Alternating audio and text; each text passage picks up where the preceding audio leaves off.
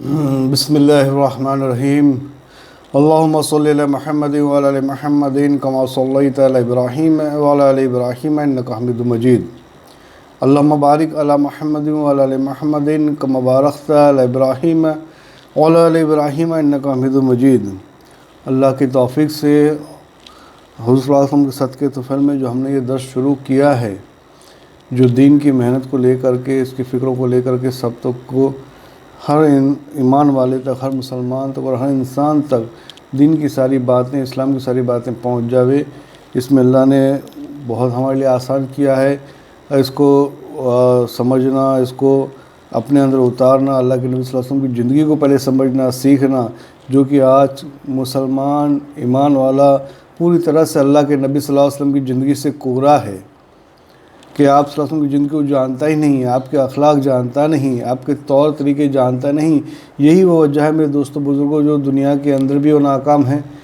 اللہ آخرت کی حفاظت فرماوے کہ اس کے پہلے اللہ توفیق دے، ہدایت دے کہ اللہ کے نبی صلی اللہ علیہ وسلم کے طریقے پر چلنے والا بن جاوے، کیونکہ اللہ کے نبی صلی اللہ علیہ وسلم کے طریقے میں ہی 100% کامیابی اللہ نے فرمائی ہے، اور آخرت بھی 100% کامیابی ہے، اور آپ سے ہٹ کر جو طریقے ہیں اس میں 100% ناکامی ہے۔ اور اللہ نے اس چیز کے لیے اللہ کے نبی کو خاص اس لیے بھیجا تھا کہ ہر بندے نبی کے طریقے کو سیکھ کر کے، آپ کے طریقے کو چل کر کے آخرت میں اللہ کی رضامندی کو حاصل کرنے والے بن جاوے، اور جنت الفردوس سے اعلیٰ درجے حاصل کرنے والے بن جائے۔ لیکن اس وقت ہوگا میرے دوستوں بزرگوں جب اس کی محنت جب کی جائے گی۔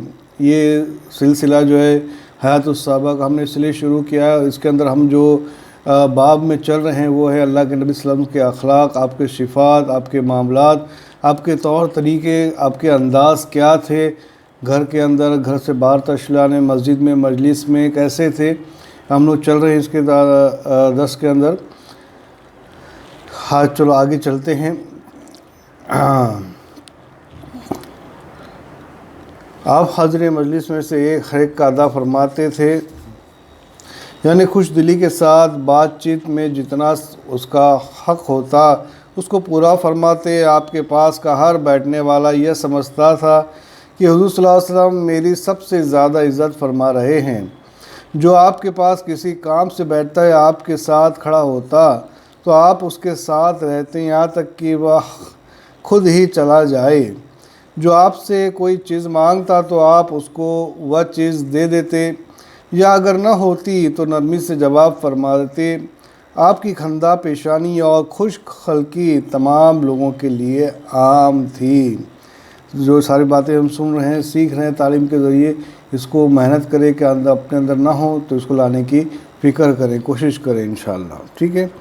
آپ صلی اللہ علیہ وسلم تمام لوگوں سے شفقت سے والد جیسا معاملہ فرماتے تھے۔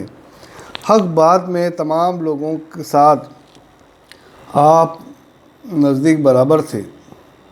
آپ کی مجلس میں حلم و حیا، صبر و امانت پائی جاتی تھی، اور یہی صفات اس مجلس سے سیکھی بھی جاتی تھی۔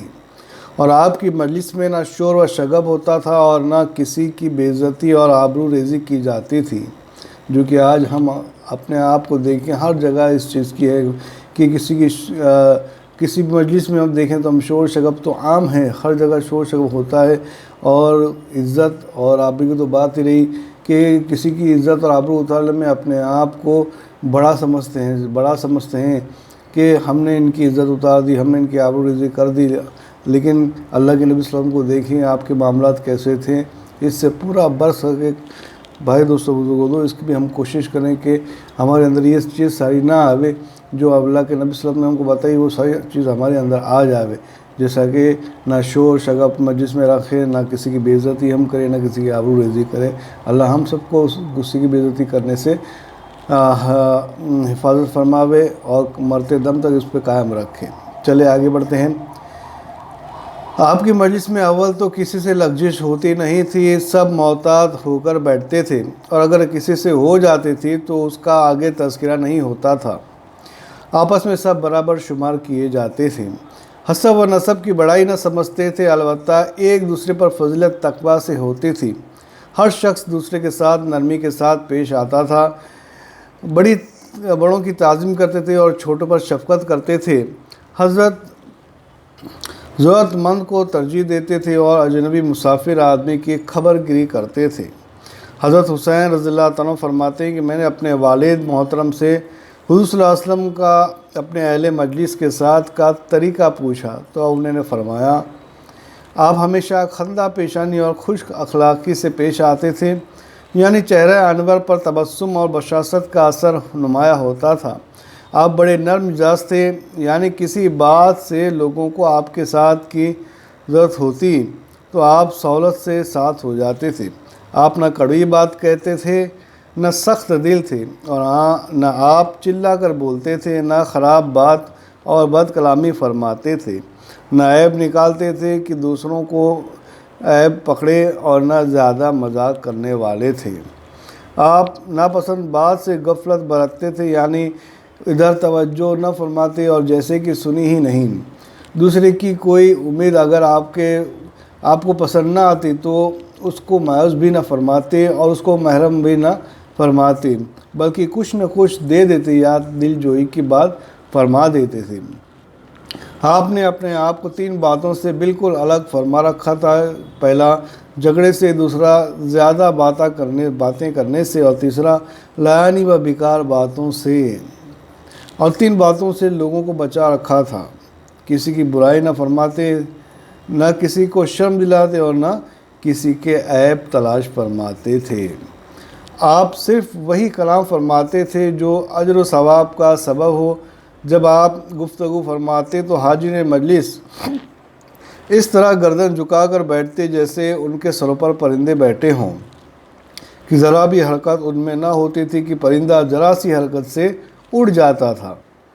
جب آپ چپ ہو جاتے تب حضرت کلام کرتے، یعنی حضور صلی اللہ علیہ وسلم سے گفتگو کے بیچ میں کوئی شخص نہ بولتا تھا، جو کچھ کہنا ہوتا حضور صلی اللہ علیہ وسلم کے چپ ہونے کے بعد کہتا تھا۔